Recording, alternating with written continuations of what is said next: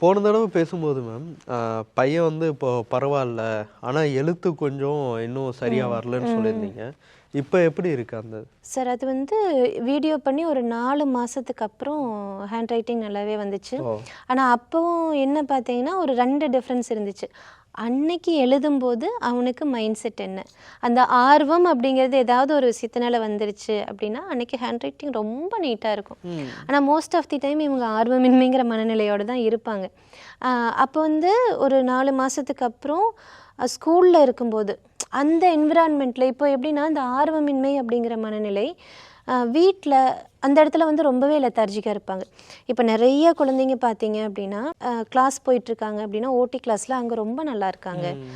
அங்கே சொல்கிறதையெல்லாம் கேட்குறாங்க, அங்கே பேச சொன்னால் பேசுகிறாங்க, ரைட்டிங் ஒர்க் பண்ண சொன்னால் பண்ணுறாங்க. ஆனால் வீட்டில் வந்து அப்படியே ஆப்போசிட்டாக இருக்காங்க, எதுவுமே செய்ய மாட்டாங்க அப்படின்னு சொல்லுவாங்க.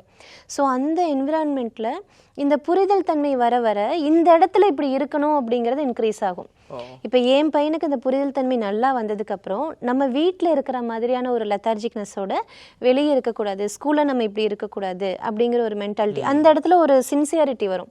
ஸோ ஸ்கூலில் உட்காந்து எழுதுறது எல்லாமே பார்த்தீங்க அப்படின்னா ரொம்ப நல்லாயிருக்கும்.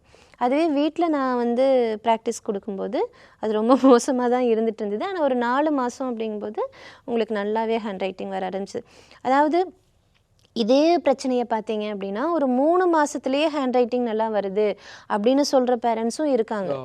அதாவது யாருக்கு எந்த எமோஷன் ரொம்ப ஸ்ட்ராங்காக இருக்குது, எந்த எமோஷன் வந்து லைட்டாக இருக்குது அப்படிங்கிறத பொறுத்து இந்த டைம் பீரியட் குழந்தை வேரி ஆகும்.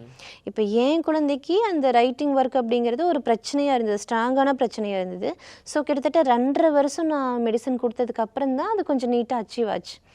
ஆனால் அதுவே பார்த்தீங்க அப்படின்னா 3 மாதம் 4 மாதத்தில் வந்து நல்லா எவ்வளவோ பெட்டர் ஆயிடுச்சுன்னு சொல்கிற பேரண்ட்ஸும் இருக்காங்க.